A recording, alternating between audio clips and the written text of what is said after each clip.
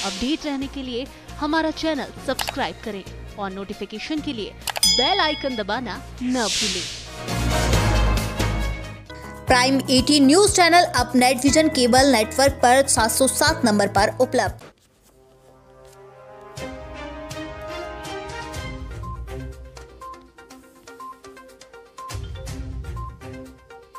Kangra airport पर रविवार से इंडिगो एयरलाइंस ने अपनी हवाई सेवा शुरू की। इस अवसर पर केंद्रीय सूचना और प्रसारण मंत्री अनुराग ठाकुर, केंद्रीय नागरिक उड्डयन मंत्री ज्योतिरादित्य सिंधिया और केंद्रीय नागरिक उड्डयन राज्य मंत्री जनरल वीके सिंह ने दिल्ली से वर्चुअली जुड़े हुए थे, जिन्होंने कांगड़ा एयरपोर्ट के लिए पहली इंडिगो एयरलाइन दिल्ली धर्मशाला दिल्ली उड़ान को हरी झंडी दिखाई। कांगड़ा एयरपोर्ट पर रविवार को इंडिगो का 78 सीटर विमान पहली बार उतरा, वहीं जिसमें दिल्ली से 67 यात्रियों ने कांगड़ा एयरपोर्ट तक का सफर किया, जबकि कांगड़ा एयरपोर्ट से 56 यात्रियों ने इंडिगो विमान से दिल्ली की ओर प्रस्थान किया। यह विमान सेवा सप्ताह के 7 दिन कांगड़ा एयरपोर्ट के लिए सेवाएं देगी। यह सेवा दिल्ली से सुबह 8:25 बजे कांगड़ा एयरपोर्ट पहुंचेगी और हर दिन वापस 8:50 पर दिल्ली वापस जाएगी। वहीं बुधवार, वीरवार और शुक्रवार को सेवाएं देगी, जो कि 12:55 से कांगड़ा पहुंचेगी और 1:15 पर वापस दिल्ली के लिए रवाना होगी।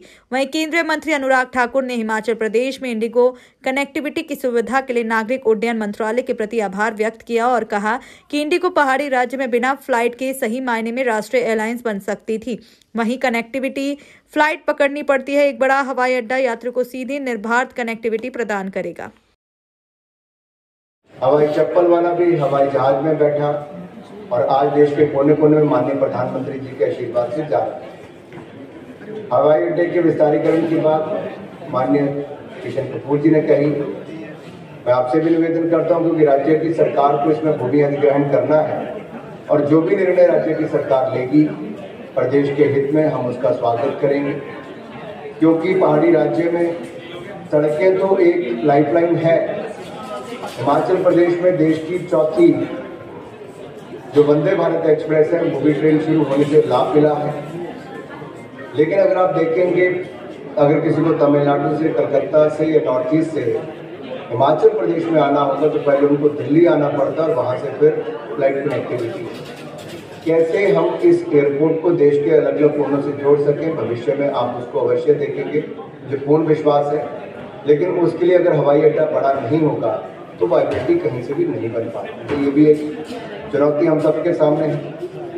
आज भारत दुनिया का तीसरी सबसे बड़ी सिविल एविएशन की मार्केट बनी है, इसके लिए मैं आपको और आदरणीय मोदी जी को और उनकी सरकार को बहुत बहुत बधाई। और आज के इस विमान सेवा के आधार पर दिल्ली और धर्मशाला के बीच में केवल कनेक्टिविटी नहीं है, ये पूरे भारत और धर्मशाला के बीच में, और अतिशयोक्ति नहीं होगी अगर मैं कहूं कि विश्व और धर्मशाला के बीच में कनेक्टिविटी की शुरुआत आज हुई। कनेक्टिविटी के आधार पे ही किसी क्षेत्र का विकास और प्रगति हो सकता है। और प्रधानमंत्री जी की ये सोच और विचारधारा कि लास्ट माइल कनेक्टिविटी और रीजनल कनेक्टिविटी में बढ़ोतरी हम बुला रहे हैं। उनका जो एक दूर दृष्टिकोण है, उनकी एक दूर दृष्टिकोण और एक विजन और विचारधारा कि नागरिक विमानन सेवा में वृद्धि हम बुलानी होगी। और जैसे मेरे भाई अनुराग जी ने कहा, 65 वर्षों में हमारे भारतवर्ष में हमने 74 एयरपोर्ट बनाए और 9 वर्ष के प्रधानमंत्री नरेंद्र मोदी जी की सरकार के अवधि में आज हमने अतिरिक्त 74 एयरपोर्ट, वाटरड्रोम और हेलीपोर्ट की स्थापना की। तो जो 65 वर्ष में हो पाया है, वही काम प्रधानमंत्री जी ने 9 वर्ष में करके 74 एयरपोर्ट से 148 एयरपोर्ट, वाटरड्रोम और हेलीपोर्ट तक हम लोग ने पहुंचाया। पर ये सफर एक निरंतर सफर है और अब हमारे मंत्रालय का टारगेट है कि अगले 3-4 सालों में इस गणना को हम लोग 148 से 200 पार हम लोग करें। ये प्राथमिकता केवल देश के मेट्रो एयरपोर्ट्स को नहीं, लेकिन देश के दूर दराज एयरपोर्ट्स, लास्ट माइल कनेक्टिविटी को हमको देनी होगी, जिसके आधार पर प्रधानमंत्री जी की सोच और विचारधारा कि हर नागरिक को नागर विमानन सेवा की उपलब्धता हम लोग दे पाए, और यही पूरे देश की आम नागरिक योजना की एकमात्र लक्ष्य और एकमात्र संकल्प इसके आधार पर। किशन जी और अनुराग जी ने धर्मशाला एयरपोर्ट की बात की। मैंने धर्मशाला के बारे में कई क्षमताओं के बारे में बात की, पर एक और महत्वपूर्ण क्षमता है जिसके बारे में मैं इसे उजागर करना चाहता हूं। अनुराग जी के नेतृत्व में उन्होंने खेलकूद के क्षेत्र में और खास करके क्रिकेट के क्षेत्र में धर्मशाला को हिमाचल का क्रिकेट का केंद्र नहीं, धर्मशाला को देश के क्रिकेट का केंद्र नहीं, लेकिन धर्मशाला को विश्व का क्रिकेट का केंद्र बनाकर रख दिया। इतना सुंदर स्टेडियम शायद कहीं विश्व में स्थापित न हुआ हो, जो अनुराग जी के नेतृत्व में आज धर्मशाला में पूर्ण रूप से स्थापित। और खेल के आधार पे भी जो कहानी अभी बता रहे थे, 19 सीटर का एयरक्राफ्ट, जब विश्व के सभी लोग खेल के आधार पर, अब क्रिकेट का तो क्रेज है पूरे विश्व में, धर्मशाला आते हैं, उससे जो विकास और प्रगति का पहिया भी घूमता है।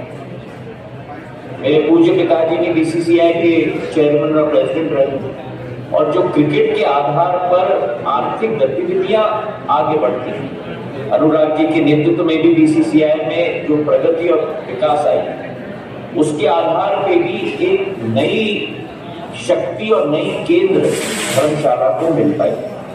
और इसलिए धर्मशाला की एयरपोर्ट की जब हम बात करते हैं, तो आज जो टर्मिनल भवन धर्मशाला में स्थापित है, वो करीब करीब 2 लाख यात्री प्रति वर्ष की सेवा करता है। 100 पीक आवर पैसेंजर ट्रैफिक की क्षमता है। लेकिन आज किशन जी ने और अनुराग जी ने दोनों ने निवेदन किया है कि इसका विस्तारीकरण हमें करना, और मैं आप दोनों को और धर्मशाला में बैठे हुए हमारे सभी साथीगण और नागरिकों को विश्वास दिलाना चाहता हूं कि हमारा मंत्रालय धर्मशाला के एयरपोर्ट के विस्तारीकरण के लिए पूर्ण से संकल्पित है। बस प्रदेश सरकार की सहायता हो। जमीन के आधार पर हमारा पूर्ण रूप से प्रोग्राम बन चुका है। 2 फेज में हम लोग विस्तार कराना चाहते हैं। वर्तमान में हमारा 1372 मीटर का रनवे स्ट्रिप है, उसे पहले फेज में हम 1372 से बढ़ाकर 1900 मीटर का कराना चाहते हैं, ताकि जितने भी टर्बोप्रॉप एयरक्राफ्ट आज लोड पेनल्टी के साथ धर्मशाला आते हैं, वो लोड पेनल्टी के बगैर धर्मशाला में लैंड कर पाए। और दूसरे फेज में ये 1900 मीटर का रनवे जो प्रस्तावित है, इसको हम लोग करीब करीब 3110 मीटर के रनवे तक ले जाना चाहते हैं, ताकि आने वाले दिनों में हम सबका जो संयुक्त सपना है धर्मशाला के लिए, वहां